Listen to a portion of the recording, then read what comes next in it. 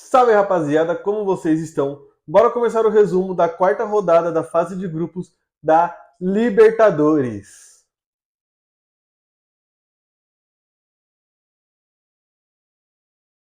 Na terça-feira, abrindo a rodada, tivemos Alianza Lima e São Paulo, e o São Paulo venceu por 2-0 num jogo em que o São Paulo foi superior, mostrou mais qualidade técnica, como foi no Morumbi, só que no Morumbi o São Paulo acabou tomando empate do Alianza Lima e dessa vez o São Paulo conseguiu garantir a vitória.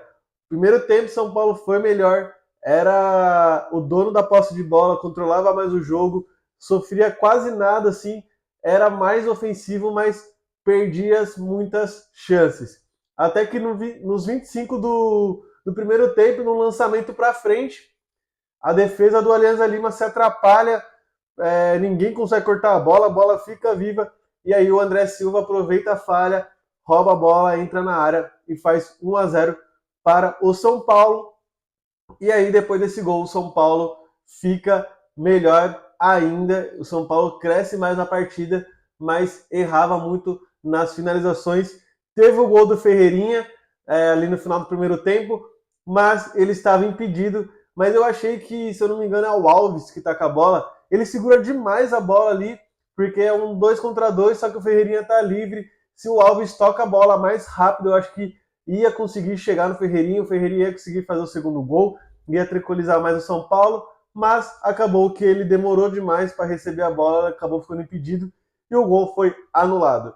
No segundo tempo, o São Paulo diminui o ritmo, dá uma cansada, mas continua controlando a posse de bola, continua sendo melhor na partida. O Alianza Lima não fazia nada, assim, um time muito que dependia de outras estrelas, mas as estrelas do time também não jogaram bem. E aí, nos 24 minutos, o time da Alianza Lima vai tentar sair, a defesa dá uma falhada, e aí o Renzo Garcês é obrigado a fazer uma falta no jogador de São Paulo, porém, ele era o último homem da defesa e acabou sendo expulso. E aí o São Paulo aproveita que tem um jogador a mais, e aí sim, deixa o tempo passar, deixa o Alianza Lima tentar vir para cima, mas controla a posse de bola, controla o jogo.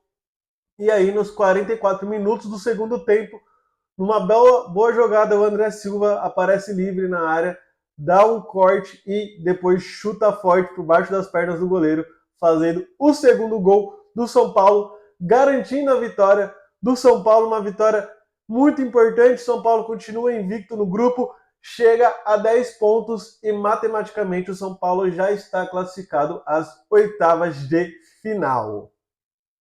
Tivemos também Carabobo e Botafogo, e o Botafogo venceu por 2-1, mas no sufoco, no último minuto do jogo, o Botafogo consegue a vitória sobre o jogo, um jogo muito aberto, um jogo que não é para ser aberto, era para ser domínio do Botafogo, mas um jogo muito aberto. O Carabobo criou bastante chances, o Carabobo foi perigoso, obrigou o John a fazer boas defesas e o Botafogo sofrendo muito com os contra-ataques rápidos do Carabobo. Quando o Botafogo também tinha posse de bola, o Botafogo conseguia ser ofensivo, conseguia agredir o goleiro, e o goleiro deles foi muito bem. Só que aí nos 22 minutos, no contra-ataque rápido, eu esqueci quem foi o jogador do Botafogo que chuta de fora da área. O goleiro do Carabobo vai tentar agarrar a bola, só que ele bate roupa, a bola bate no peito dele e sai. E o Vitinho, muito ligeiro, entra na área e faz o gol do Botafogo.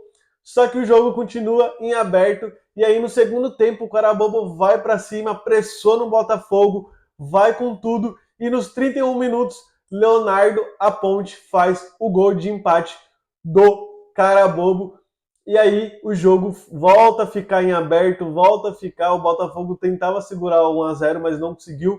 E aí o Botafogo se viu obrigado a sair pro jogo, tentar conseguir fazer o segundo gol. E aí nos 91 minutos, já no final do jogo, o Cuiabano recebe a bola dentro da área, domina no susto, gira, chuta e faz o gol da vitória do Botafogo, que chega apenas a 6 pontos na fase de grupos, está em terceiro lugar. O Botafogo que precisa correr para conseguir se recuperar e tentar pelo menos a classificação em segundo lugar para as oitavas de final.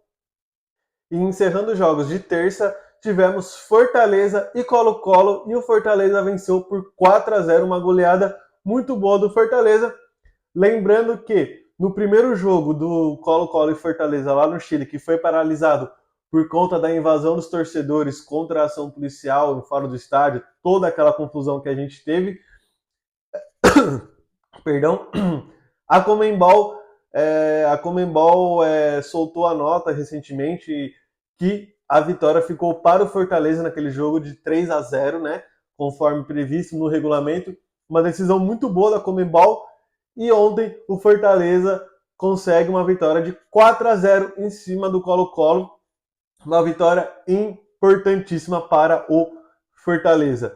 Fortaleza jogou super bem, dominou a partida. O Colo-Colo teve poucas oportunidades. Quando teve as oportunidades, parou no João Ricardo, mas o Fortaleza foi muito superior. Se eu não me engano, assim, para mim é o primeiro jogo da temporada que eu vejo o Fortaleza jogar como a gente vem vendo nos últimos anos. Acredito que o Fortaleza achou seu esquema, achou os seus jogadores principais para essa temporada, por enquanto, que estão dando conta do recado, e acredito que o Vojvoda vai usar a mesma escalação para os próximos jogos. Fortaleza mata o jogo no primeiro tempo, vai para cima, vai para o ataque, perde algumas chances, tem muitas chances no primeiro tempo, mas que na hora da finalização o Fortaleza vai muito mal, pega fraco, chuta errado, chuta longe, mas aí nos 25 minutos o Breno Lopes recebe uma bola pela esquerda, vai para cima da marcação, dá um belo drible no lateral, invade a área e dá um chutaço, uma bomba para vencer o goleiro, fazendo 1-0 para o Fortaleza. E aí, logo em seguida, nos 30 minutos, o Vidal pega a bola, vai para o ataque, ele para no meio de campo, fica olhando para os dois lados, procurando alguém para fazer alguma coisa, ninguém aparece, e o Breno Lopes, ligeiro, volta, vem por trás, rouba a bola do Vidal e já lança para o Marinho ali na direita. E aí o Marinho também faz uma linda jogada, dribla 2, vem trazendo para dentro e chuta de novo no canto direito, fazendo 2-0 para o Fortaleza. Fortaleza sendo mortal. E aí o Fortaleza controla o jogo, vai para cima. E aí nos 40, ali no final do primeiro tempo, no escanteio pela esquerda, a bola ia para o Daverson, a zaga tira, o Marinho divide com o zagueiro, ele cabeceia para baixo, e aí tem um erro grotesco da defesa do Colo-Colo e do goleiro, porque o zagueiro finge que vai cabecear, ele não vai, o goleiro fica indeciso, na hora que o goleiro decide para a bola acaba pingando, dá um desvio, dá um efeito, engana o goleiro, e o Daverson, ligeiro, fica quietinho na dele, só esperando. Quando o Daverson percebe que o goleiro falha, o Daverson vai para cima e aí faz o terceiro gol do Fortaleza. E aí no segundo tempo, o Colo-Colo tenta algumas coisas, mas como eu disse, parou no João Ricardo sendo muito importante também, quando precisou ser acionado, jogou muito bem. E aí o Fortaleza foi controlando o jogo, foi conseguindo ter mais a posse de bola, foi garantindo o resultado. E aí, nos 40 minutos, o Pochettino dá um belo passe para o Pikachu. E aí o Pikachu, no domínio, ele já domina, deixando a bola para o Lucero, que aí o Lucero só ajeita para dentro e faz o quarto gol do Fortaleza. O Fortaleza chega a 7 pontos, empata com o Racing também goleou o Atlético Bucaramanga ontem por 4-0, e aí no saldo de gols o Racing está na frente do Fortaleza. O Racing tem 6 gols e o Fortaleza tem 4 no saldo de gols, então o Fortaleza está apenas a 2 gols do Racing, mais uma vitória importantíssima que dá tranquilidade de Fortaleza chegando a 7 pontos, e agora as duas próximas rodadas são confrontos diretos contra o Atlético Bucaramanga e contra o Racing. Na quarta-feira tivemos Bahia e Nacional, e o Bahia perdeu de virada por 3-1, num jogo em que o Bahia podia ter resolvido logo no primeiro tempo, criou muitas chances, mas desperdiçou todas as chances. O Bahia teve grandes chances de já resolver o jogo no primeiro tempo e não conseguiu resolver no primeiro tempo.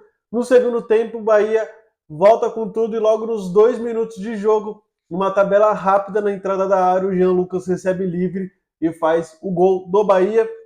E aí o Nacional cresce na partida, vem para cima, tenta empatar. E aí, nos 12 minutos, tem um escanteio pela esquerda e Lucas Morales, de primeira, pega de chapa e faz um 1x0, não, 1x1 com o Bahia. Ele empata o jogo. E aí o Bahia sente o gol de empate, o Bahia perde a intensidade, o Nacional cresce na partida, o Nacional começa a ir para cima.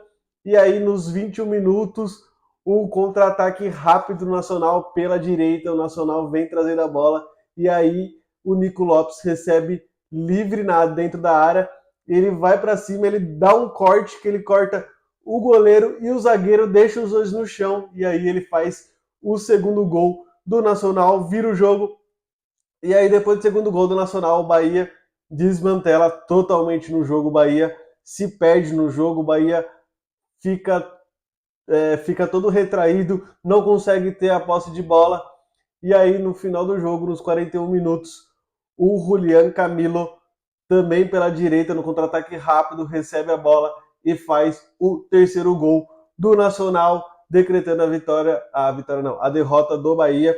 Mas uma derrota que, assim, o Bahia para com 7 pontos, tem chances de classificação, mas era um jogo que o Bahia precisava ganhar para já ter uma garantia de classificação para as próximas rodadas, mas o Bahia ainda está vivo, mais uma derrota muito amargurada para o tricolor de aço.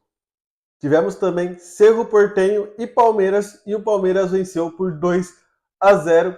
Palmeiras que domina a partida, joga tranquilo, cria várias chances no primeiro tempo, mas não consegue ser tão efetivo, desperdiça as chances que cria no começo do segundo tempo, no primeiro tempo, perdão, e era melhor. O Cerro Porteño não conseguia ficar com a bola, o Cerro Porteño pegava a bola e já devolvia para o Palmeiras controlava totalmente a partida, mas achava muitas dificuldades para passar pela defesa do Cerro Porteño, e quando passava não era tão efetivo na cara do gol e perdia as chances.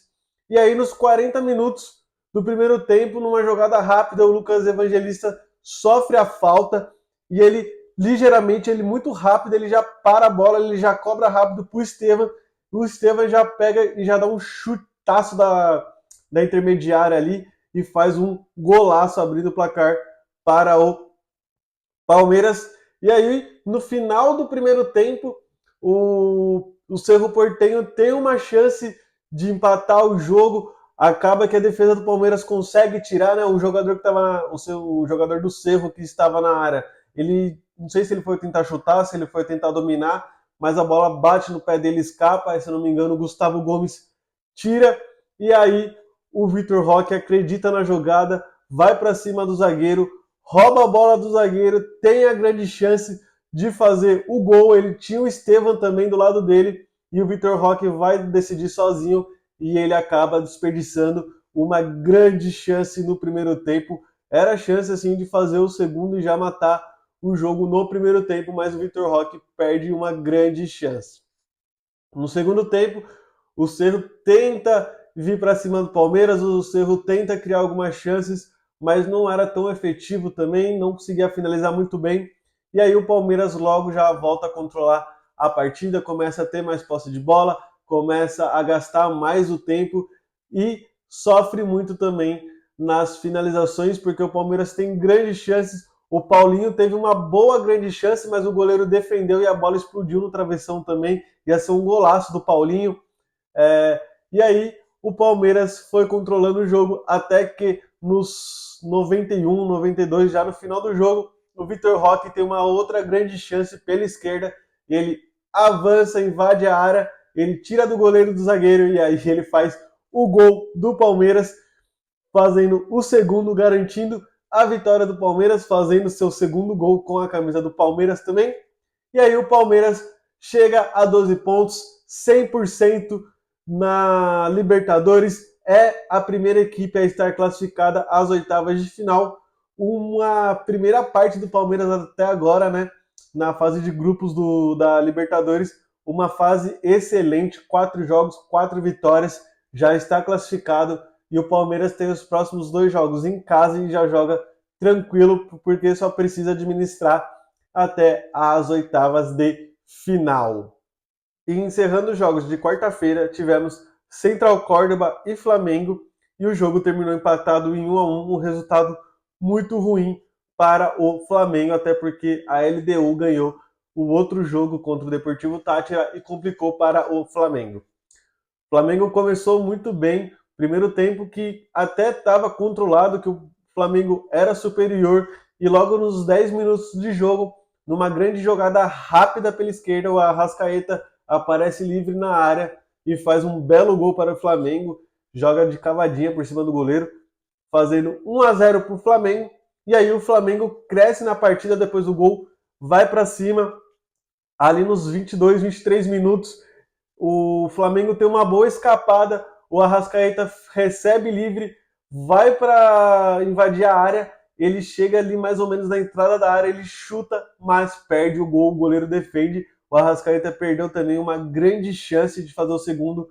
gol do Flamengo no primeiro tempo, um gol que provavelmente, se o Arrascaeta faz, o Flamengo garantiria a vitória ali, porque ia ter mais controle de jogo, mas aí o Arrascaeta perde esse gol e aí o Central Córdoba acorda para a partida e equilibra o jogo no primeiro tempo. Se não fosse o Rossi, o Flamengo poderia ter tido um empate ainda no primeiro tempo. E aí no segundo tempo o Flamengo não volta bem, o Flamengo volta muito mal no segundo tempo. O Central Córdoba volta pressionando o Flamengo, volta muito bem.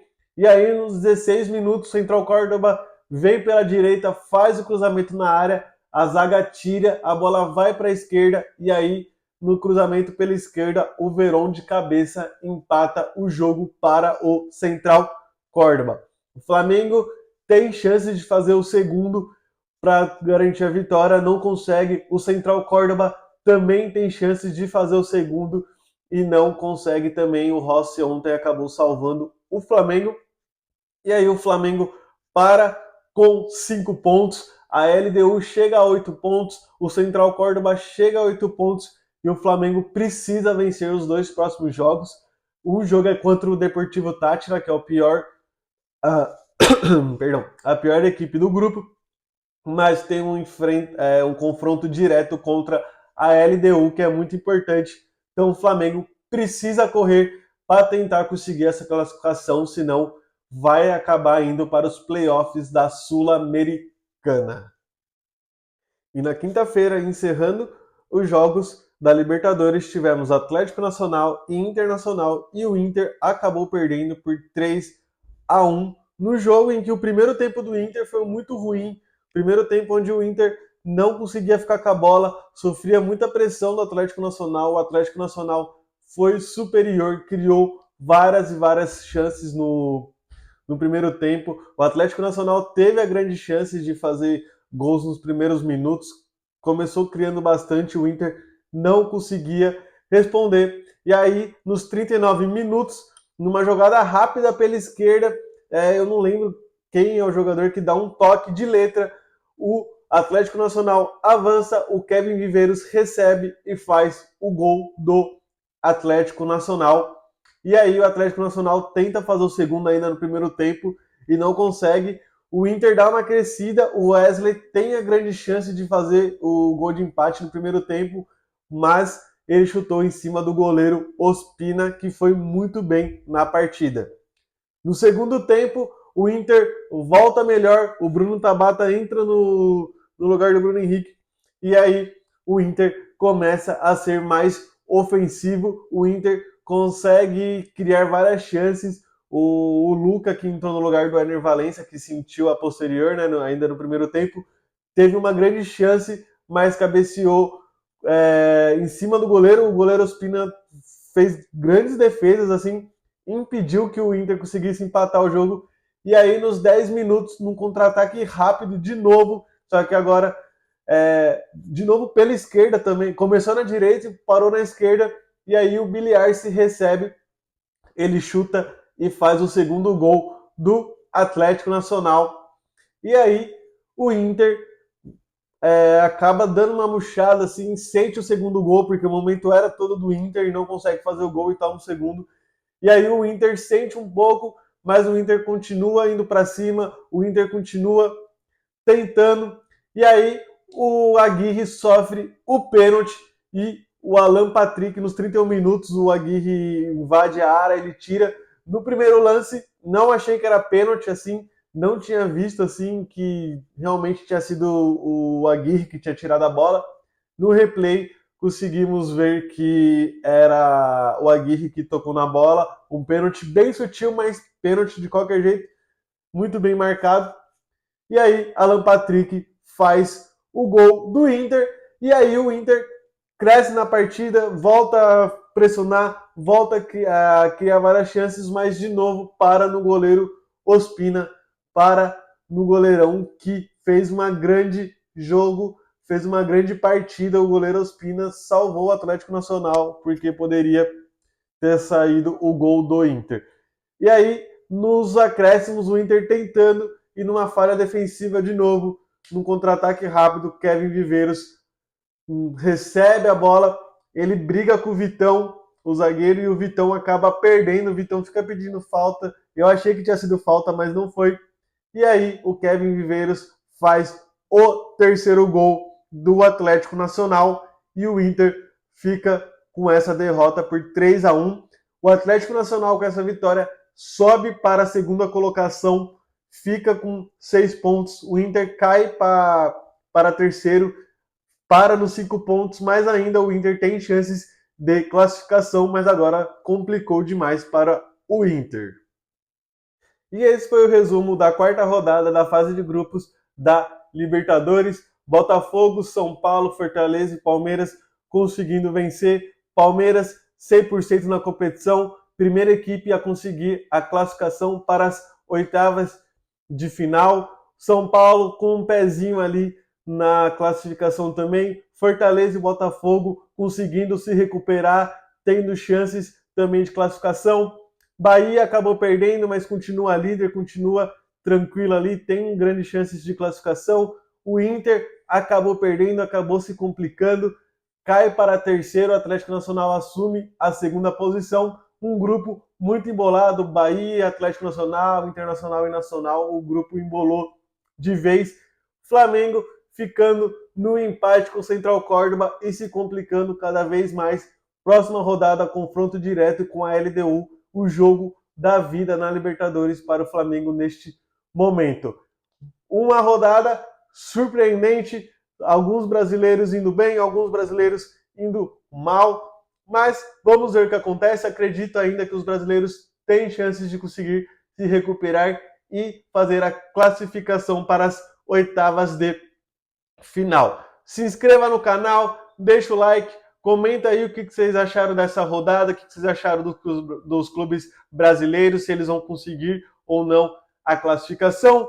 Compartilha com os amigos, me segue lá no Instagram, estou postando bastante conteúdo. Bora esperar as próximas rodadas da Libertadores, estamos chegando na reta final da fase de grupos da Libertadores e bora acompanhar como vai ser as próximas rodadas, se os brasileiros vão conseguir a classificação e se recuperar. Não se esqueça, o de sempre, curte, comenta, compartilha e segue a página para mais conteúdos. Tamo junto!